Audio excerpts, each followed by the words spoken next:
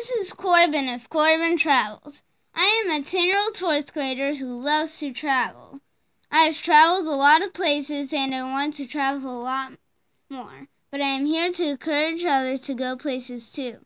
These are my adventures, and this is Corbin Travels. Hello, welcome back to Corbin Travels. We're at the USS North Carolina on Eagle Island, Wilmington, North Carolina. Welcome aboard to the USS North Carolina. Let's go inside. The North Carolina and her sister ship, the Washington, were the first of 10 fast battleships to join the American fleet in World War II. And what a battleship she was! Look at all these guns!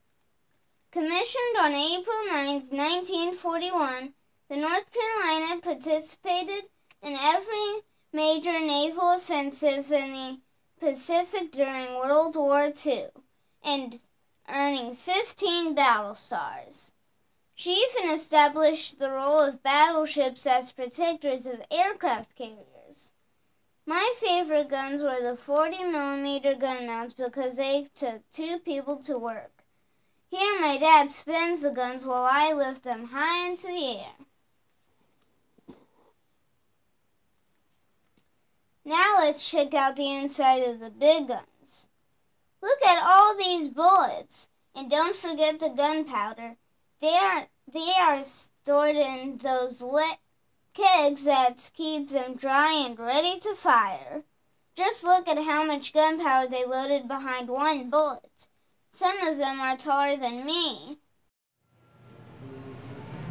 At the height of the war, the ship carried an amazing 2,300 men. Let's see how they lived. This is the mess hall, which is a lot like a school cafeteria, because it feeds a lot of people really fast. See all those ovens? I wonder if the food tasted the same. Just think they ate here for breakfast, lunch, and dinner. The storeroom has a lot of potatoes. They sure liked potatoes. Living on board the ship was like its own town with its own police force, the Master of Arms. They even have a laundry, soda fountain, tailor, ice cream shop, and barber shop. And of course, the sick bay and dentist office, of course. Since it's wartime, there had to be an operating room and pharmacy. Next is the sleeping quarters. Talk about snug as a bug. It's awfully hard to get into bed, and it was usually hot and always crowded. Look how close to the ceiling you are. Hey, did you know that the bathroom is called the head and the water fountains the scuttlebutt? Oh, and no privacy here. You gave that up when you joined the Navy.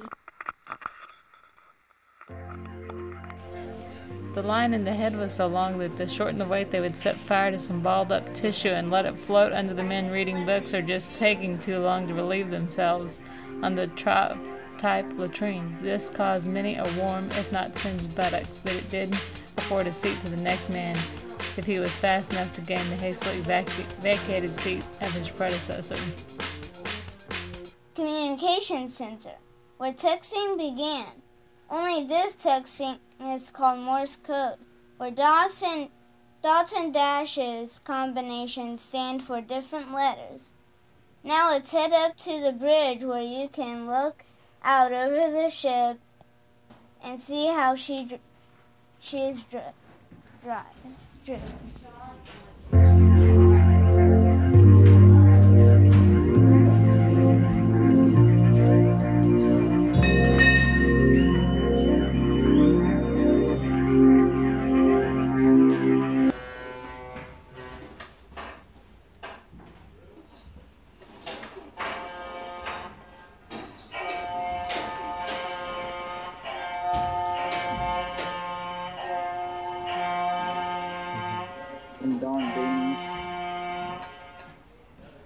darn beans.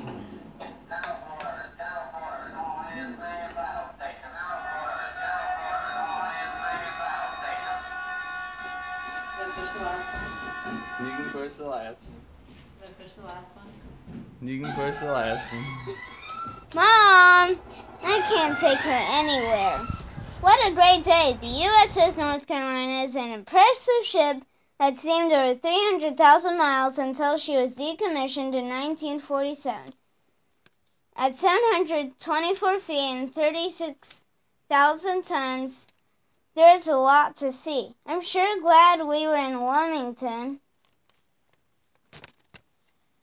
And since we are in Wilmington, reward your taxi drivers, aka parents, with some sweet treats from Sweet and Savory Cafe.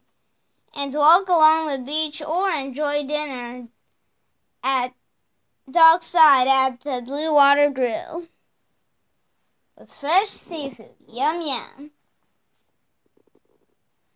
This is Corbin, and this is Corbin Travels.